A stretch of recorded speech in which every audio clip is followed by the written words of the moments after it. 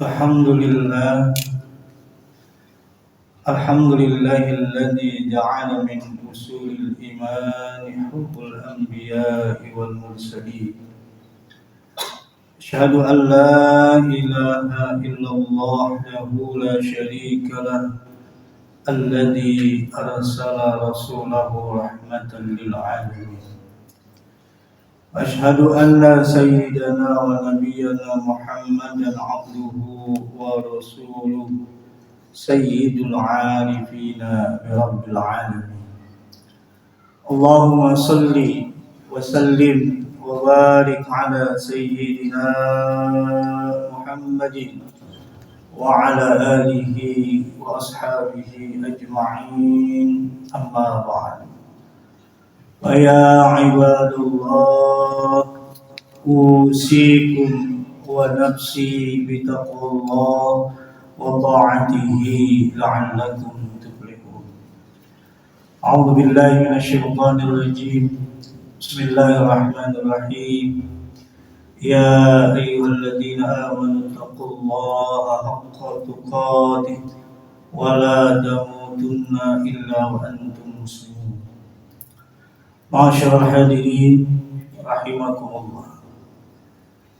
Kesempatan siang yang mulia ini, marilah senantiasa kita mengucapkan puji dan syukur kehadirat Allah Subhanahu wa ta'ala yang Maha Ghafur atas berbagai macam limpahan nikmatnya yang tiada terhitung, tiada terukur. Salawat dan salam juga mari kita sampaikan kepada penghulu alam Nabi kita, Nabi Muhammad sallallahu alaihi wasallam, Nabi yang sangat-sangat sayang dan cinta kepada umatnya. Mudah-mudahan kita semua yang hadir di masjid ini adalah umatnya yang dicintainya, disayanginya, dan akan mendapatkan syafaatnya di hari kiamat nanti. Amin, amin ya rabbal alamin. Para bapak, saudara-saudara kaum muslimin rahimakumullah. Baginda Rasul sallallahu alaihi wasallam pernah bersabda, wa alamatus sa'adati arba'atun, dan tanda-tanda kebaikan itu ada 4. Apa saja itu? Kata beliau Rasul, zikrul dzunubil madiyah. Yang pertama yang menjadi tanda terjadinya kebaikan atau kebahagiaan pada diri seseorang adalah senantiasa merenungi dosa-dosa yang telah dilakukan. Hadirin, tidak ada manusia di muka bumi ini yang tidak memiliki kesalahan, termasuk diri kita sendiri. Banyak salah khilaf yang kita pernah lakukan. Banyak hal-hal yang dilarang oleh agama kita kerjakan. Ada hal-hal yang dilarang oleh Allah dan Rasul-Nya, namun juga kita laksanakan. Ada maksiat yang pernah kita berbuat. Ada kedurhakaan yang pernah kita lakukan kepada Allah Subhanahu wa ta'ala. Maka ketika seseorang senantiasa merenungi, mengingat-ingat dosa-dosa yang telah lewat, dosa-dosa yang telah lalu, maka ini kata baginda Rasul, orang ini memiliki tanda-tanda mendapatkan kebahagiaan dari Allah Subhanahu wa ta'ala. Mengapa demikian? Karena apabila seseorang senantiasa mengingat dosa-dosanya yang lalu, maka yang pertama menjadikan dia untuk takut melakukan dosa-dosa berikutnya. Mengingat sudah sangat banyak dosa-dosa yang dilakukan, sehingga kalau dia ingat, kalau kita merenungi dosa-dosa yang kita lakukan, yang sudah kita lakukan di masa-masa yang lalu, hadirin, maka dengan dosa kita yang begitu banyak, kemudian juga timbul kekhawatiran, ketakutan akan siksa yang kita dapatkan dari dosa yang pernah kita lakukan, maka ini menjadi filter, menjadi rem bagi kita untuk melakukan dosa-dosa berikutnya, menjadikan kita takut untuk berbuat dosa atau menambah kedurhakaan kita kepada Allah Subhanahu wa taala. Karena andaikan dosa itu adalah bisa diibaratkan satu benda yang bisa kita lihat, dan apabila dosa kita diletakkan di satu tempat, maka dosa kita akan melebihi tingginya gunung dan melebihi dalamnya lautan. Oleh karenanya, merenungi dosa-dosa yang kita pernah lakukan. Yang kedua, menjadikan kita untuk bertaubat, mohon ampun kepada Allah Subhanahu wa taala. Dalam hadis yang lain, baginda Nabi sallallahu alaihi wasallam menegaskan, tidaklah aku menganugerahkan istighfar kecuali Allah telah menyiapkan pengampunannya. Allah telah memerintahkan kepada kita hamba-hambanya, apabila kita terlanjur berbuat dosa, maka beristighfarlah, minta ampunlah, bertaubatlah atas dosa-dosa yang kita lakukan. Dan tiadalah Allah menganugerahkan istighfar, kata baginda Rasul, kecuali Allah sudah menyiapkan pengampunannya. Jadi bagi siapa yang dia beristighfar dari dosa-dosa yang dia lakukan, dia memohon ampun dari dosa-dosa yang telah lalu, maka Allah akan mengampuni segala kesalahan dan dosa-dosa. Innallaha ghafurur rahim. Sesungguhnya Allah Maha penerima ampun lagi Maha penyayang. Oleh karenanya, kesempatan ini jangan kita sia-siakan, hadirin. Karena catatan dosa-dosa kita masih ada di catatan Raqib dan Atid. Maka mari kita hilangkan dosa-dosa kita dengan beristighfar. Kita mohon ampun, kita taubat atas segala kesalahan, kehilapan, kemaksiatan, kedurhakaan yang pernah kita lakukan, dan kita berusaha untuk tidak mengulangi lagi, namun kita ganti dengan bentuk ketaatan dan ketakwaan kepada Allah Subhanahu wa taala.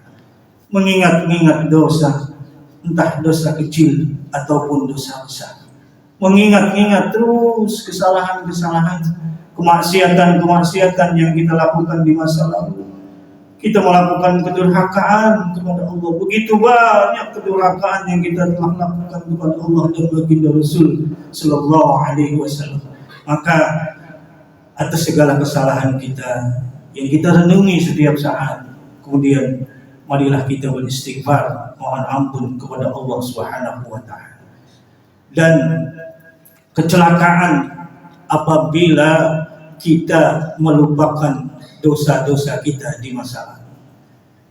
Saking banyaknya dosa-dosa yang kita lalui, yang kita lakukan di masa-masa yang lalu, ternyata kita begitu mengabaikannya, kita melupakannya, kita tidak pernah mengingat, maka ini akan menjadikan kecelakaan besar buat kita. Karena atas dosa-dosa dan kemaksiatan kita, maka siksaan yang akan kita dapatkan ketika nanti kita pulang ke negeri akhirat. Oleh karenanya, marilah kita tempur dosa-dosa kita yang membunuh dengan istighfar, astaghfirullahaladzim, dengan kita mohon ampun, mohon taubat yang sebenar-benarnya bahwa kita pernah melakukan kesalahan dan memohon maaf ampun kepada Allah Subhanahu wa taala.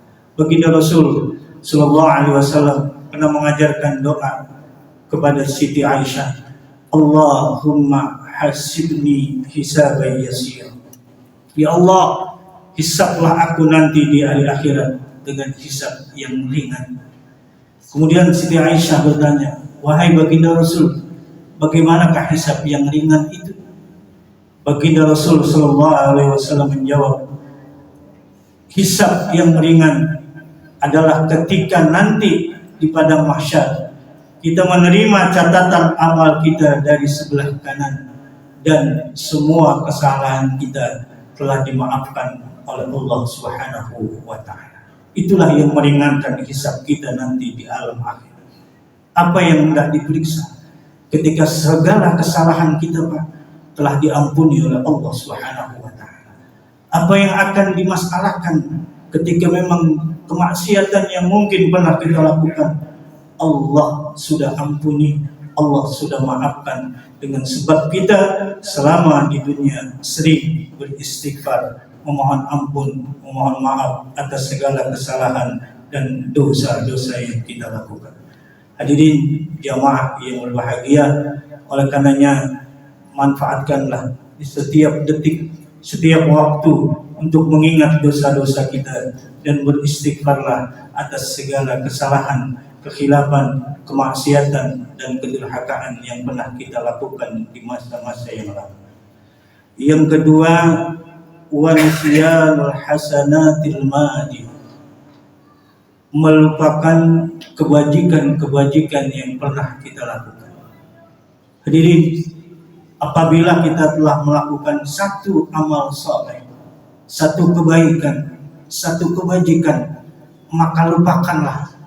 Jangan kita ingat-ingat kebaikan yang pernah kita lakukan. Kita pernah menolong seseorang, lupakan, abaikan.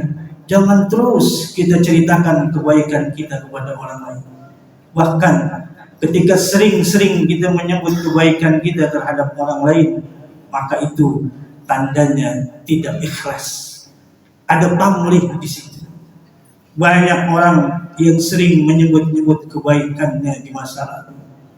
Banyak orang yang justru tidak melupakan kebaikan. Perintahnya, ingatlah keburukan yang ada pada kita, lupakanlah kebaikan yang pernah kita lakukan. Karena definisi ikhlas bahwa tidak bertambah satu kebaikan karena pujian dan tidak berkurang karena cacian dan hinaan. Itulah ikhlas. Apapun yang kita lakukan dalam bentuk kebaikan, maka lupakan. Maka lakukan terus-menerus, insya Allah kebaikan itu tidak akan hilang. Catatannya tetap ada. Catatan rakib dan atid nanti akan kita diperlihatkan kepada kita ketika nanti kita menerima catatan amal kita di negeri akhirat. Ketika kita terus mengingat-ingat justru ini satu kecelakaan. Karena belum tentu juga kebaikan-kebaikan yang pernah kita lakukan itu diterima atau ditolak oleh Allah Subhanahu wa taala. Kita juga tidak pernah tahu bahwa amal-amal baik kita apakah diterima ataupun ditolak. Maka tetaplah kita bermohon kepada Allah bahwa setiap amal kebaikan yang kita lakukan, mohon agar itu diterima oleh Allah. Dan kita mohon agar Allah berikan ganjaran pahala buat kita semua. Yang ketiga, wa nazaruhu ila man fawqahu bid-din. Hal yang dapat mendatangkan kebahagiaan bagi seorang muslim adalah melihat kepada orang yang kualitas agamanya lebih baik dibanding diri kita. Lihatlah orang-orang yang beramalnya lebih baik dari kita. Lihatlah orang-orang yang lebih soleh dari kita. Lihatlah orang-orang yang ibadahnya lebih rajin, lebih ikhlas dari kita. Karena itu akan memompa, memotivasi semangat kita untuk juga astabiqul khairat, berlomba-lomba di dalam kebaikan. Untuk terus meningkatkan amal soleh kita. Kita melihat orang-orang yang kualitas agamanya jauh di atas kita. Itu akan membangkitkan semangat ibadah kita. Kalaulah dia bisa, kalaulah orang lain mampu, kenapa diri saya tidak? Kalau ada orang yang mampu menghatamkan Al-Quran mungkin dalam sebulan 1 kali, ayo kita coba. Ada yang lebih, kita lakukan lagi. Bahkan yang lebih bagus kalau ada orang yang mampu menghatamkan Al-Quran dalam 1 bulan, justru kita harus berusaha menghatamkan Al-Quran 2 kali dalam sebulan. Hadirin jamaah yang bahagia. Dan kecelakaan bagi seseorang apabila dia memandang kepada orang yang lebih rendah kualitas agamanya. Melihat orang yang ibadahnya tidak lebih baik darinya. Melihat orang yang dalam kegiatan agamanya tidak lebih rajin darinya, tidak lebih soleh dari kita, maka akan menimbulkan sifat sombong, malas, dan menjauhkan kita dari Allah Subhanahu wa ta'ala. Oh, si fulan dia salatnya jarang-jarang tapi bisa menjadi manusia yang kaya raya.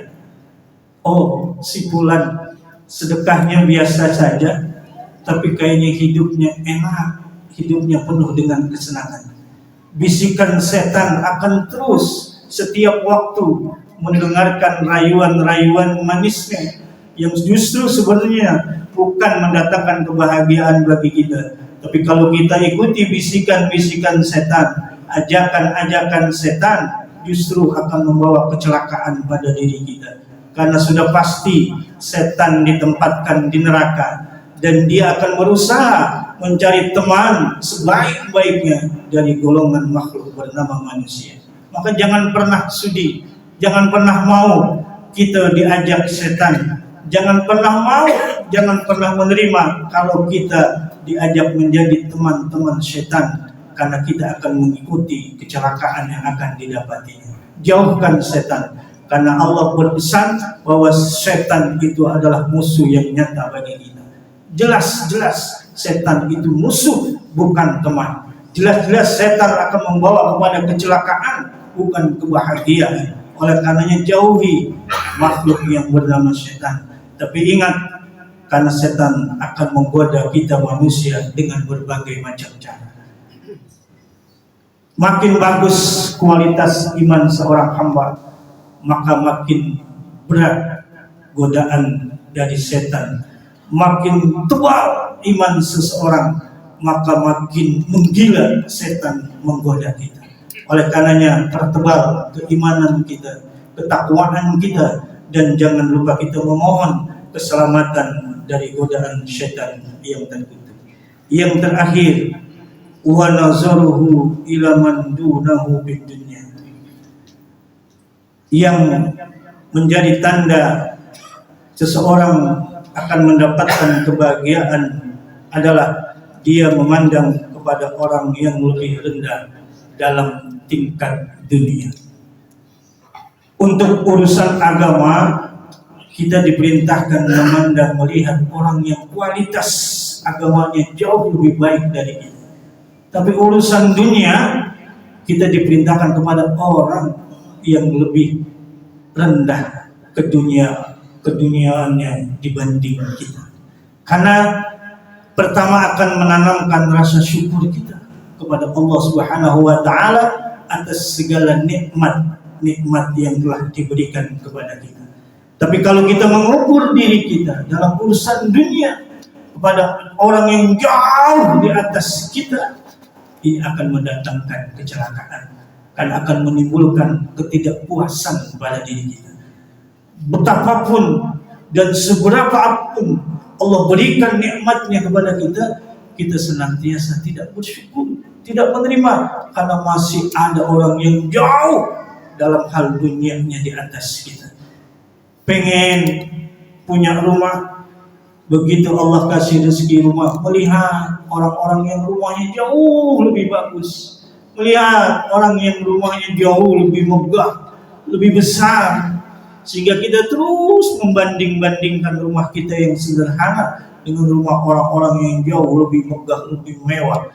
Maka itu akan menghilangkan rasa syukur kita. Padahal Allah janjikan, la in syakartum la azidannakum. Jika kamu bersyukur kata Allah, akan aku tambah nikmatku. Wala in kafartum, tapi kalau kamu kufur atas nikmat-nikmatku kata Allah, inna adzabi lasyadid, sungguhnya azabku sangat pedih. Bersyukurlah dengan apa yang telah kita dapatkan. Bersyukurlah dengan apa yang Allah berikan buat kita, karena itulah yang terbaik buat kita. Allah sangat tahu sejauh mana kebutuhan kita. Kalaupun kita diberikan harta kekayaan yang berlebih, mungkin kita tidak akan mengenal yang namanya masjid. Andaikan Allah memberikan rezeki yang lebih dari sekarang ini, mungkin kita orang-orang yang tidak pernah bersujud kepada Allah Subhanahu wa taala.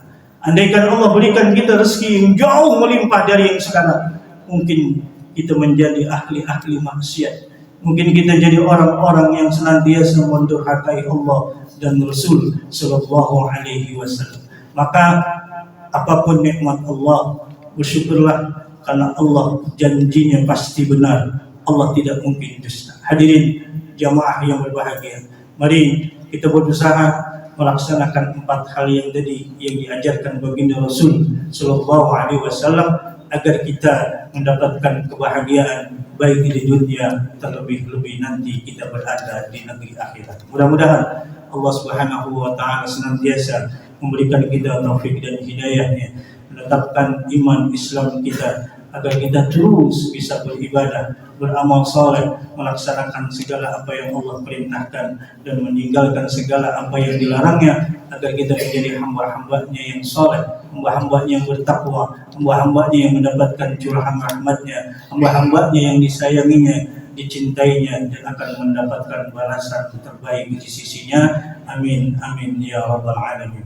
A'udzu billahi minasyaitonir rajim. Bismillahirrahmanirrahim. Qul huwallahu ahad, Allahus samad, lam yalid wa lam yulad wa lam yakul lahu kufuwan ahad. Barakallahu li wa lakum fil Qur'anil azim wa nafa'ani wa iyyakum bima fihi minal ayati wa dzikril hakim. Wa taqabbala minni wa minkum tilawatahu innahu as-sami'ul alim. Aqulu qawli hadza wa astaghfirullahal azim li wa lakum lisanil muslimin wal muslimat wal mu'minina wal mu'minat fastaghfiruh innahu huwal ghafurur rahim. Allahumma salli ala sayyidina Muhammad وعلى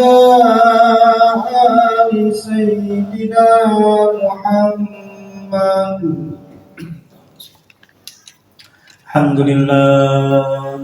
الحمد لله حمدا كثيرا كما أمر واشهد أن لا إله إلا الله وحده لا شريك له يرضى لمن جاهد به وكفر واشهد ان سيدنا ونبينا محمدا عبده ورسوله سيد الخلائق والبشر.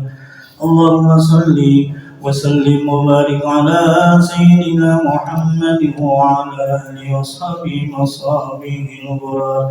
عباد الله اتقوا الله تعالى من سماع اللغو وفضول الخبر وانتهوا عما نهاكم عنه وزجر واعلموا ان الله تعالى امركم بامر بدا فيه بنفسه وسنى بملائكة المسبحة بقدسه وسلس بكم أيها المؤمنون من برية جنه وإنسه فقال تعالى مخبرا أليما إن الله وملائكته يصلون على النبي يا أيها الذين آمنوا صلوا عليه وسلموا تسليما.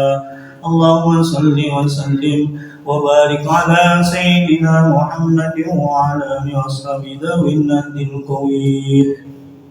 وارض الله على أربعة الخلفاء الراشدين سيدنا أبي بكر وعمر وعثمان وعلي وعلى بقية الصحابة والتابعين والتابعين ومن تبعهم بإحسان إلى يوم الدين وعلينا وهم برحمتك يا أرحم الراحمين. اللهم انصر من نصر الدين واخذل من خذل المسلمين واجعل اللهم بلدتنا هذه آمنة مطمئنة وسائر بلدان المسلمين. اللهم اغفر للمسلمين والمسلمات والمؤمنين والمؤمنات الأحياء منهم والأموات إنك سميع قريب مجيب الدعوات يا قاضي الحاجات. ربنا آتنا في الدنيا حسنة وفي الآخرة حسنة وقنا عذاب النار. عباد الله إن الله يأمر بالعدل والإحسان وإيتاء ذي القربى وينهى عن الفحشاء والمنكر يعظكم لعلكم تذكرون. واذكروا الله العظيم يذكركم واشكروه على نعمه يزدكم ولذكر الله أكبر.